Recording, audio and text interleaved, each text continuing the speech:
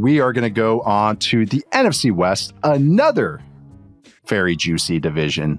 We're going to start with the Cardinals. The Cardinals, who are at 7.5 wins. That is a far cry from a few months ago when they're at 5.5.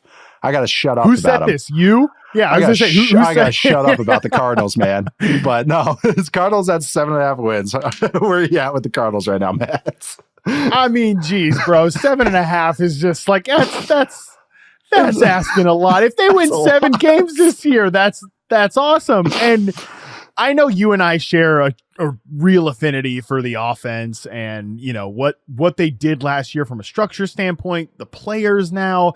I mean, Marvin Harrison just carved from stone to be the exact guy that they were missing last year. I think Michael Wilson is a really nice complimentary receiver, had a much better rookie year than people realize, and he can play multiple different roles, you know, for them. I've talked about that a lot where, you know, at the beginning of the season, he was more of a big slot flanker type, and then when Hollywood Brown goes down, they just throw him out at the X receiver position for the final 3 games, and Kyler Murray has his best stretch in those final 3 games and trusted Michael Wilson to go win some jump balls down the field. I think that the fact that they're able to move those 2 receivers around the formation because Michael Wilson's shown you that he can play X is important.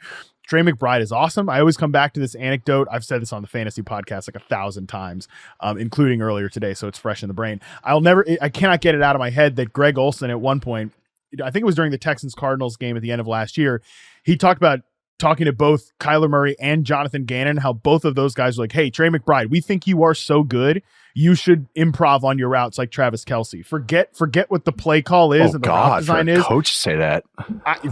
Right. No, it is a defensive coach, but you know, I wonder if Petzing's there like, whoa, wait a second. No, don't get your depth.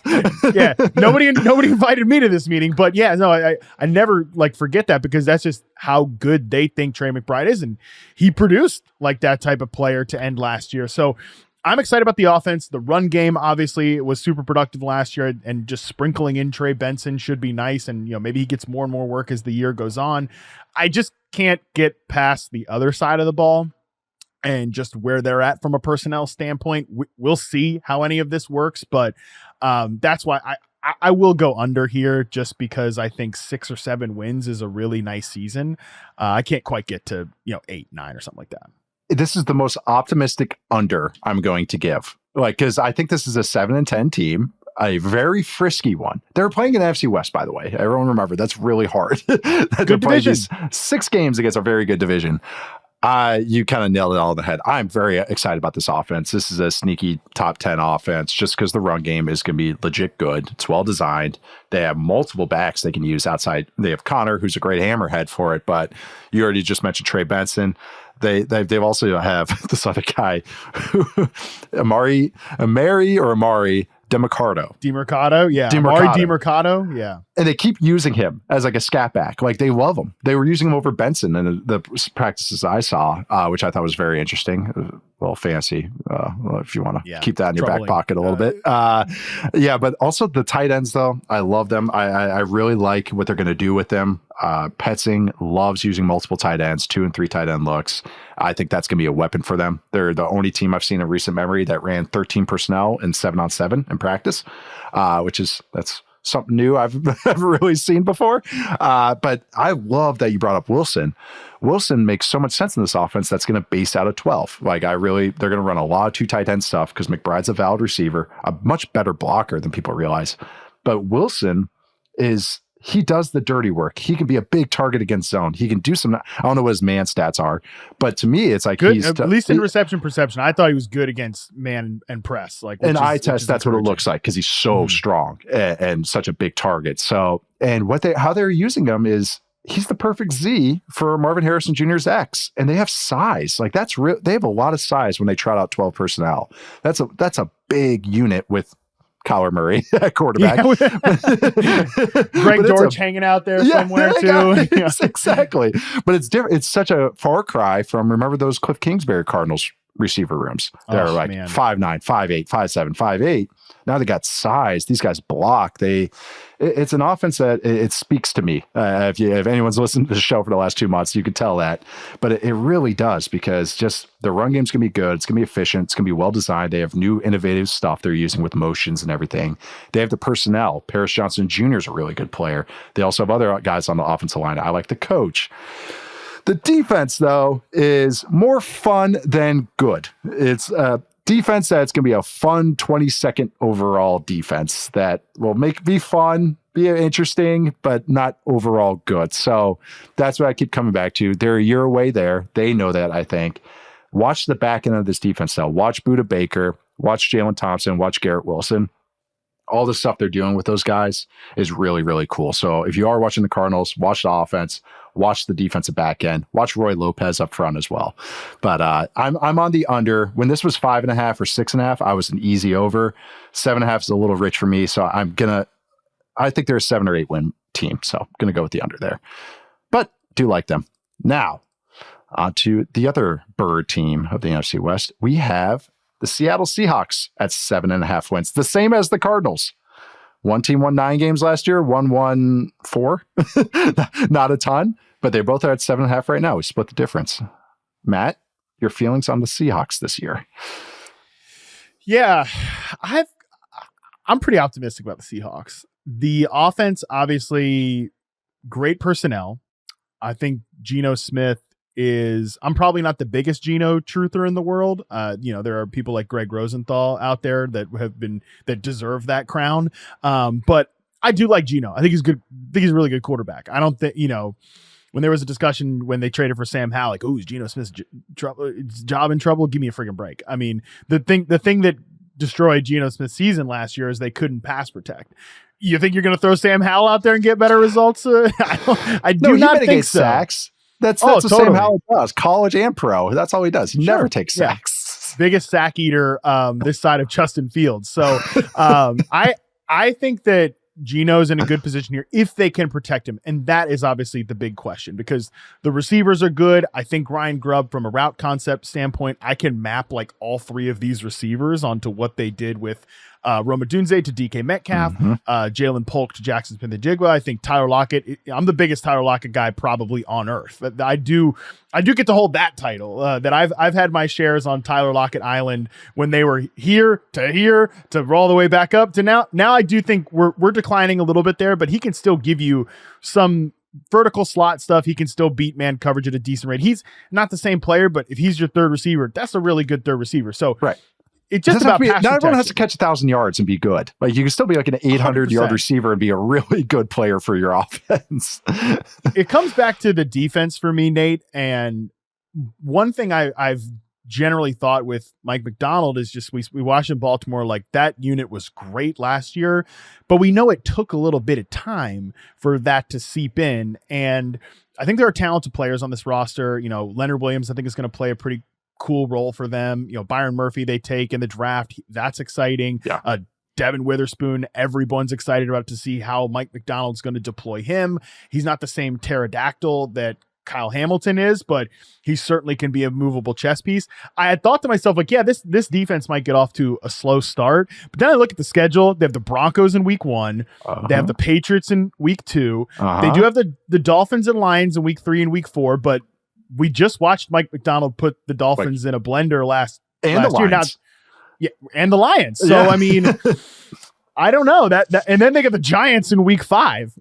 Daniel Jones. I mean, are we going to be on Drew Lock watch by then? So, even while this defense might not be at its full form to start the year, the matchups are soft, or at least there are guys that Macdonald's familiar with beating up on in Tua and Jared Goff in week 3 and week 4. No, that's a great call. And they're I wouldn't say off-season team. They've become my summer team, where I'm just I keep looking at the roster. I watch the preseason. I look at the roster again. I look at the preseason again. And I'm like, I like this team. I think I like the Seahawks this year. And at 7.5, that's like an easy over for me, really. I think this team can make the playoffs. I'm way high on them. Offensive line stuff that's it. Really, the season comes. That's it. Makes or breaks this team.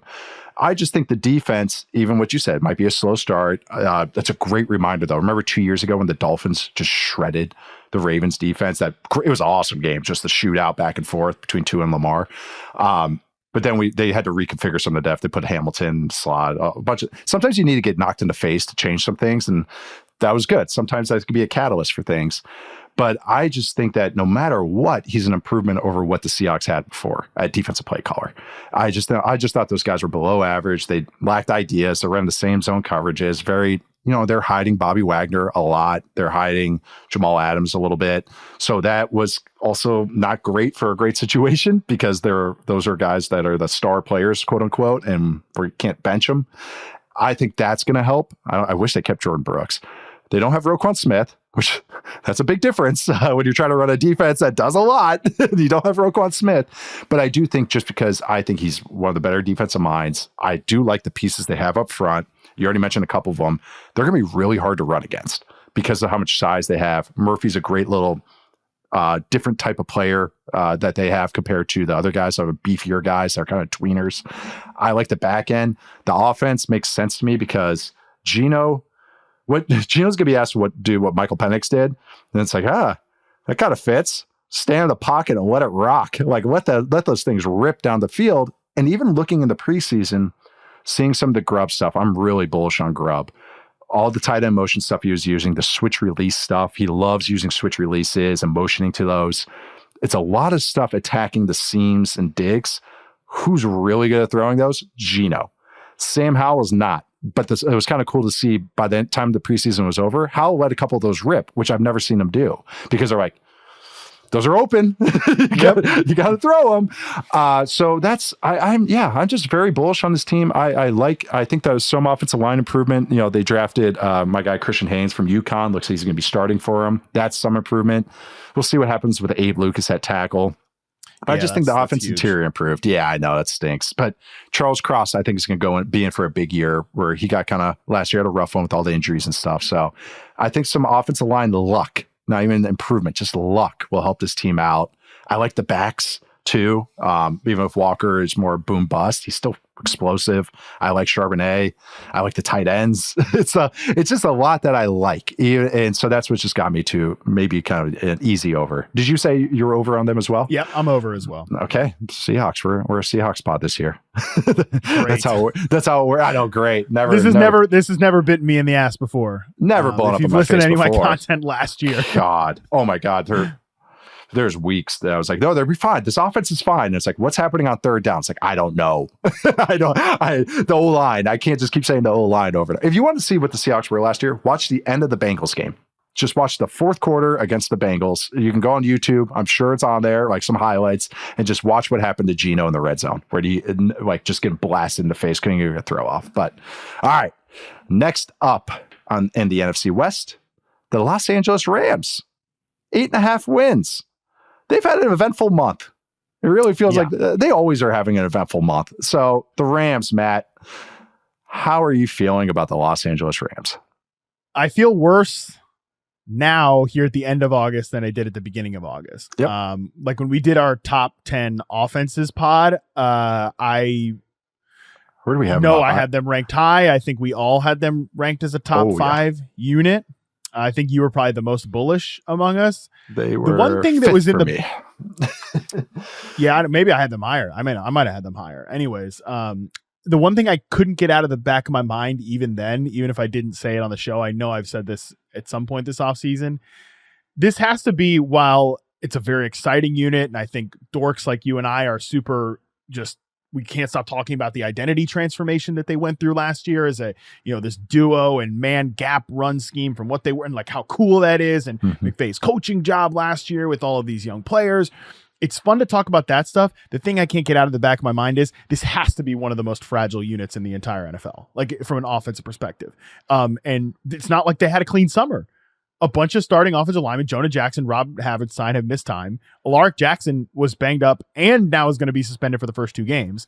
Puka Nacua, their phenom rookie receiver, is currently dealing with an injury. Cooper Kupp, injury problems the last couple of years. Kyron Williams is a guy who's missed some time. And Matthew Stafford is a health risk. And their nominal starting tight end, I know that they signed Colby Parkinson and Davis Allen has shown some things, but Tyler Higbee also dealing with an injury. And this is the side of the ball that's supposed to be good. right? This is the side of the ball that is supposed to carry the day.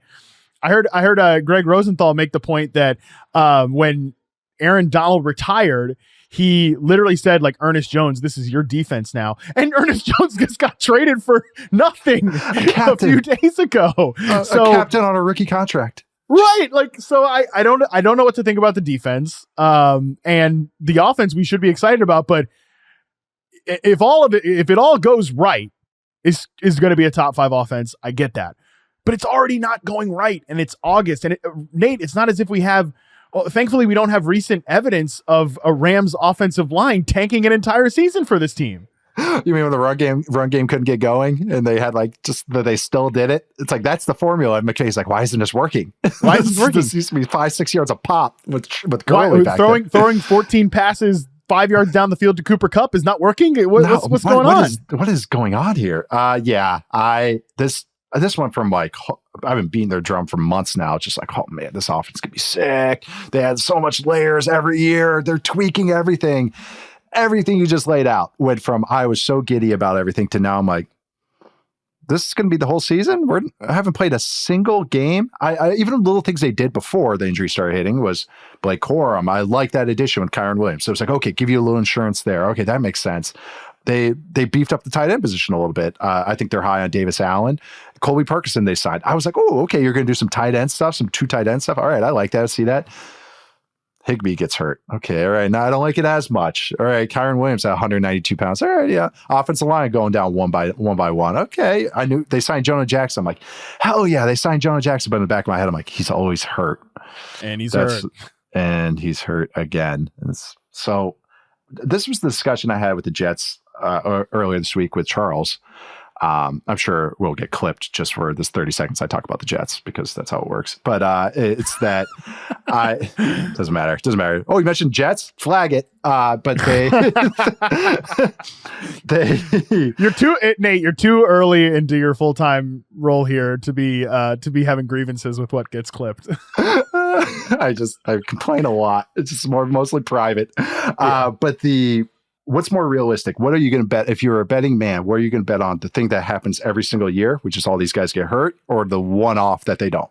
Like that, I'm betting more that these guys all miss time in some way, shape, or form. Stafford's playing style leads to him getting hurt. He's willing to hang. That's not him scrambling around. It's him hanging in the pocket till the last second to make throws. Those hits add up, especially if the line's going to be leaky. And then you mentioned that's just the offense. I'm still excited about the offense. I respect the hell out of Sean McVay. They're going to be okay even with injuries, but it's not this like, oh, easy top 5 unit. And then on defense, Troy Reeder, really? They're giving Troy Reeder the green dot? I learned that right before we started recording. I've seen this story. I've seen this. They don't have Aaron Donald over there. That Aaron Donald did a lot of lifting, and I know it's just one guy, but it's a true. They use the term needle mover. He broke the whole scale with how much needle moving he was doing. I get that they have some rookies, some young guys they're excited about, but that's a lot to put on young guys. The back end. Tre'Davious White's a nice player, always been hurt recently. Again, what are you betting on? I like Cameron Curl a little bit, but it's not like he's like, oh yeah, moving the needle for me. Cameron Kitchens. They draft in the 3rd round. He runs like a 4.8. He's very instinctual and everything, but it's a guy that's a specific role has to be right for him. So it's just a lot of like, man, everything I get excited about, there's a question behind it. I'm going to end up on the under for them, under 8.5 wins, just because this is just not a great start. If you told me a month ago, I'd be like, yeah, right, to the moon with this team. I've just a lot of cold water has been dumped on my takes with this team, and I'm just going to end up on the under, even if I'm excited to watch them. I'm with you. I mean, if I really wanted to make sure this segment was going to get clipped, I would have started off with, instead of saying it right now, I would have started off with, could the Rams finish last in their division and then go into that monologue of injuries? Instead, I'm going to give myself grace here because video editing doesn't work. There's no way they could take that and then put it at the top and then tweet it out. That wouldn't work. It's all live. Yeah, this is all live. Yeah, for sure. Nothing ever gets edited because we're perfect too. We never screw up either, Nate. We never fumble words or anything like that. Never. There's a chance. No, I do think there's a real chance. And look, you could do this with any team. Well, yeah, if all the good players get hurt, they could finish last in their division. The problem is, like you said, all of these guys have an injury history. Even Puka, like, why did this record-breaking rookie receiver fall to day 3? He was hurt all the time in college. He had medical. I mean, knock on wood, I don't want any of these dudes to get hurt. I want to see the peak version of this team, but I'm also on the under here as well. Yeah, man. I know it's two teams we're actually excited about. The Cardinals and the 49ers, and the Rams were like, under. It's just kind of, I had to be realistic about both of them. All right, next team, and one of the favorites in the NFC, and the favorites in the NFC West, that is the San Francisco 49ers, defending NFC champions, who are at 11.5 wins right now on BetMGM. A lot's been happening in San Francisco or Santa Clara. Matt, how does that make you feel about the 49ers and their projected 11.5 wins? I really don't know what to say about the 49ers.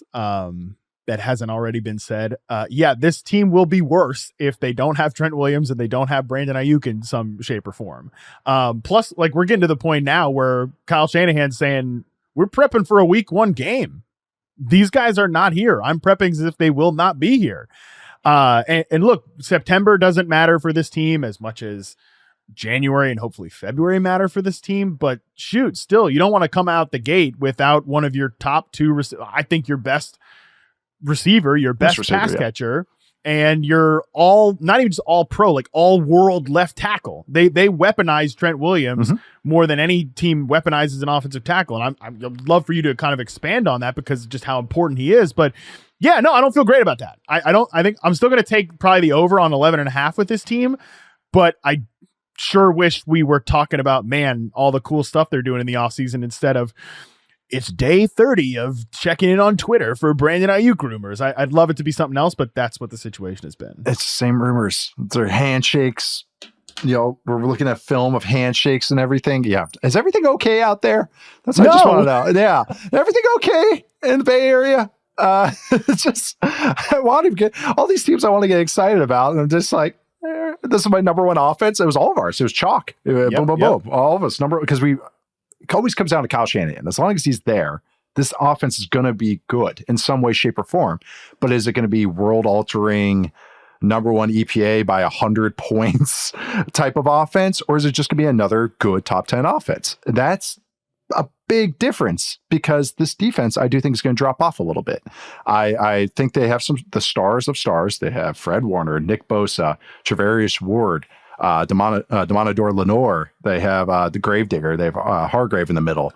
Those are very good players, but now there's a bit more question marks on that defense than it was. This isn't a defense that's, I think, is going to smother opponents like they were early last year and previous years. They fell off a little last year, especially on passing downs. So there's more questions here. They got Devondre Campbell at linebacker instead of Dre Greenlaw. Campbell's fine, but it's not Dre Greenlaw. And it's not, there's a reason Campbell's on the street and Dre Greenlaw is like, no, this is our long-term starter. Okay, that's just another, like, a little, when you're dipping just a little 5-10% in a bunch of different spots, that matters a lot. I think they're going to struggle defending the run. That's one thing I'm really concerned about with this team. Even with all the offensive holdouts, all the offense stuff, the offensive line's not good, but they always just make it better because of design and how the offensive system is. So that's why it's like, I don't think it's going to be, if these guys are not there, not going to be the number 1, but I still think it's going to be a top 8 offense, just how it goes. It's just that defense just has me concerned. Like, it really does. It's not one that I think is a true top end unit, but I think it will be more of a good unit. So if you're saying a good, very good offense, a good above average, good defense, that's different than an elite offense with a very good defense. It's just that little downtick a little bit. They're cutting picks left and right. Of course they are. Latu, the tight end, who was an overdraft in the moment. Just guys left and right. It's just this team always just keeps doing this to me. And then sure enough, they'll win 10, 11, 12 games and make a run in the playoffs. So I think I'm going over. Don't take the under. We have to go over, but it's just worth pointing these things out. Yes, I'm going over. I said all this, and they're still one of my teams I would consider the favorite in the NFC because I trust the guys they have and what they've done before. Yeah, I don't know. Kind of weird right now in 49er land. And then in 2 months, they'll be like, oh, they're number 1 on offense again. Purdy just threw 5 touchdowns. And then we're like, oh, yeah, of course, that's how it goes. They've given up 1 sack in 6 weeks, like just all this stuff. But